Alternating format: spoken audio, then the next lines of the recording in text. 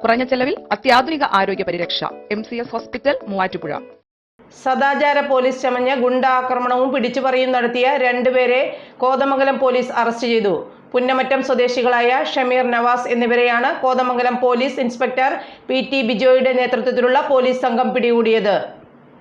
സദാചാര പോലീസ് ചമഞ്ഞ ഗുണ്ടാക്രമവും പിടിച്ചുപറിയും നടത്തിയ കേസിലാണ് 2 പേർ പോലീസിന്റെ പിടിയിലായത്. മൂവാറ്റുപുഴ പുന്നമറ്റം സ്വദേശി ഷമീർ, മൂവാറ്റുപുഴ മാർക്കറ്റ് പള്ളത്തുകടവിൽ നവാസ് എന്നിവരെയാണ് കോതമംഗലം പോലീസ് ഇൻസ്പെക്ടർ PT ബിജോയുടെ നേതൃത്വത്തിലുള്ള പോലീസ് സംഘം അറസ്റ്റ് ചെയ്തത്. 14-ാം തീയതി രാത്രി 8:30ഓടെയാണ് കേസിനാസ്പദമായ സംഭവം നടന്നത്.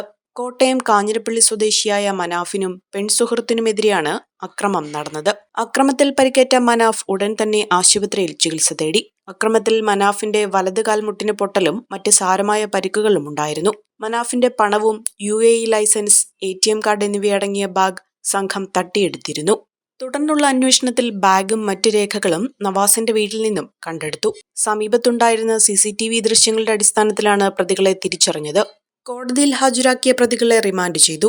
അന്വേഷണ സംഘത്തിൽ inspector PT Bijoy, SI Albin Sunny, SI Reji, ASI Saleem S, CPO Niyas, CPO Shefeeq എന്നിവരും ഉണ്ടായിരുന്നു.